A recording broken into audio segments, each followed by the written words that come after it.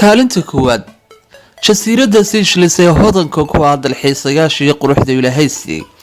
waxaa jasiiradan ama wadankan ku yaala bariga Afrika iyo badweynta Hindiya uu baasaboorkiisu awood u leeyahay ama dadyowga Seychelles ay awood u leeyihiin inay u dalxiis tagaan ama ay ku safraan 141 dal baasaboorkooda oo kaliya. wadankan Seychelles ayaa ah jasiirad yar oo ku taala badweynta Hindiya, dadkeeduna aanay ka badnayn 2 milyan. jasiiradan baasaboorkeedu uu hodanka yahay ayaa waxay kaalinta koowaad ka gashay 54 dal oo qaaradda Afrika ah ayay number 1 ka istaagtay.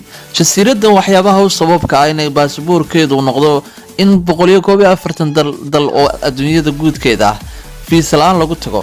waxyaabaha ugu wacan waxaa ka mid ah xeebaha dhaadheer ee quruxda Ilaahay siiyay, jabalada aadka u quruxda badan iyo waliba geedaha u gaarka ah ee dalxiisayaashu booqashada ku tagaan.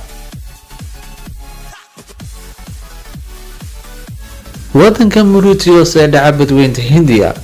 wadanka Mauritius baasaboorkiisa waxa uu fiisa la'aan ku geli karaa 134 dal oo dunida ah. wadankan populationkiisa ama dadkiisu waa 2 milyan ilaa 1 milyan ta u dhaxaysa, waana dad ay dadkiisu u eegayeen dadka Hindida, waana dad midabka Afrika leh, waa dad aad u furfuran oo ah dad aad u dhaqan wanaagsan oo guud ahaan dadka taga ama dalxiisayaashu ay aad u xiiseeyaan soo dhaweyn wanaagsan leh.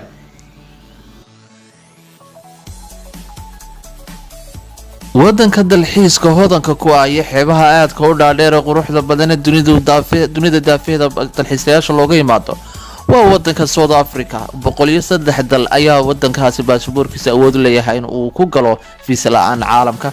wadankan ayaa ah wadan qani ah, waana wadanka koowaad ugu dhaqaalaha badan Afrika. wadanka Botswana. haddii aad tahay Botswanian 78 dal ayaad baasaboor fiisa la'aan ku geli kartaa. wadankan oo ah wadamada Afrika ugu quruxda iyo bilicda wanaagsan ayaa waxa uu kalsooni ka samaystay wadamo badan oo dunida ah, waxaanu baasaboorkiisa fiisa la'aan ku geli karaa 87 dal. wadanka Namibia. wadankan oo dhaca koonfurta Afrika ayaa waxay populationkiisu yihiin 2.6 milyan oo dad ah. wadankan waxaa baasaboorkiisa fiisa la'aan uu ku geli karaa 75 dal oo dunida daafeed ah, waana wadan qurux iyo bilic Ilaahay u siiyay, waana wadamada Afrika ugu horumarka wanaagsan leh. wadanka Lesotho oo dhaca isla koonfurta Afrika waxaa baasaboorkiisu awood u leeyahay fiisa la'aan inuu ku galo 74 dal oo dunida daafeed ah, waana wadan yar oo ku yaala koonfurta Afrika, waana wadamada horumarka wanaagsan ka sameeyay xagga dhaqaalaha. wadanka Malawi isna ah wadamada ugu magaca weyn qaaradda Afrika waxa uu awood u leeyahay baasaboorkiisu inuu soo xor ah ugu galo 69 wadan oo caalamka ah. wadankan oo ah wadamada Afrika ugu xagga dhulka ugu baaxadda weyn leh ay ah wadan dhaqaale ahaan koreeya ka bacaya aadna u qurux badan. wadanka Zambia iyo kaalinta 8aad. wadankan 68 dal ayaa fiisa la'aan ku geli karaa wadamada caalamka, waana wadan qurux iyo bilic Ilaahay siiyay, dadkooduna ay markastaba hiisadaan horumar. wadankan waxa uu dhacaa isla qaaradda Afrika koonfurteeda.